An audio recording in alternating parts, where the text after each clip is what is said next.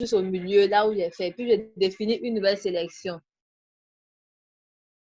Je reprends la partie. Je fais clic droite sur mon image. J'ai défini une nouvelle sélection. Maintenant, là, on demande rayon de contour progressif. C'est la manière dont vous voulez que les contours soient. Plus le contour est petit, le chiffre du contour est petit, plus c'est l'image nette.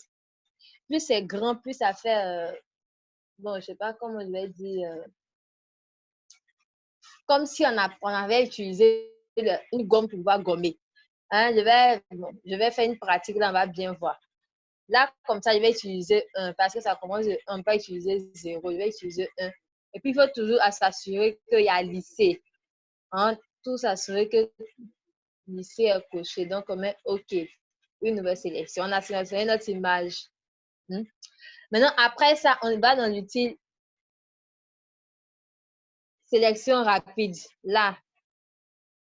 Ensuite, là en haut, on a sélectionné et masqué.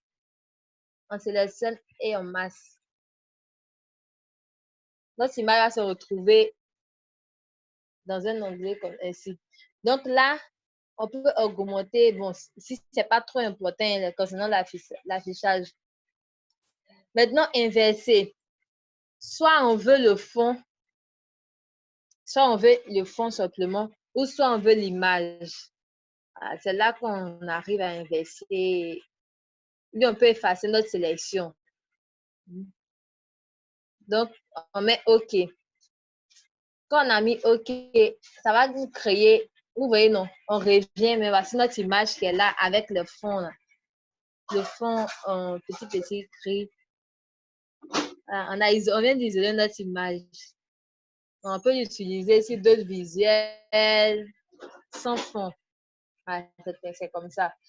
Donc, vous pouvez voir dans les calques là, ça va créer un nouvel calque là, sans fond. Hein? Et puis, ça va décocher l'ancien. Donc, si on coche, on va voir que le fond revient. On décoche, vous voyez, non? Vous voyez que là, c'est encore plus précis. On a notre personnage bien. On n'a rien perdu, au fait. Voilà. Bah, si vous voulez, j'approche.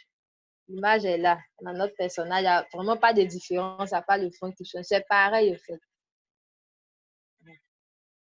OK. Donc, je vais revenir pour... Voilà aussi concernant la netteté de l'image. Maintenant, je reviens encore sur ce que j'avais dit bien avant ça, concernant les...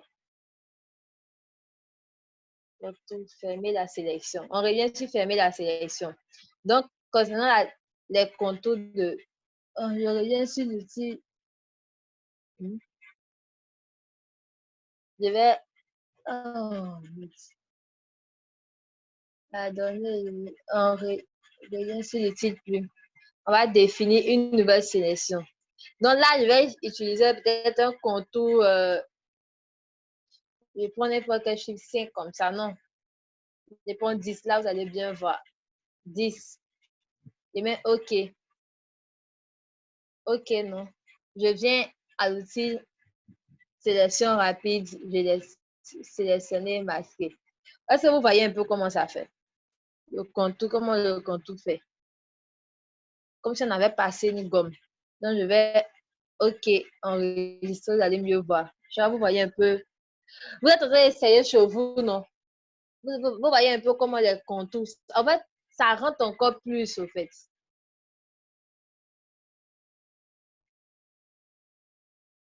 Genre, vous voyez un peu comment les contours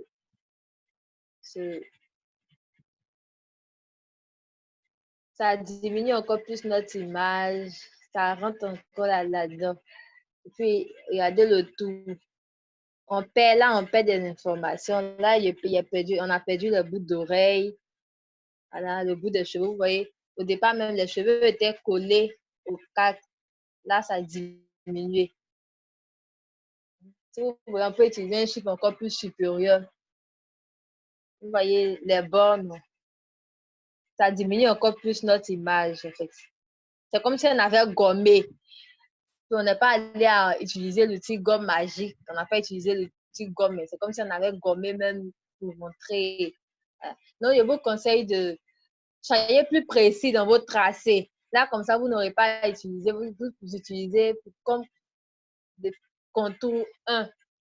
Je vous conseille d'utiliser un avec un ou deux. C'est encore mieux. Donc, voilà notre image qui est détournée. On revient là. On revient, on définit une sélection. Là, contour progressif, je reviens comme je vous l'ai dit là. 1.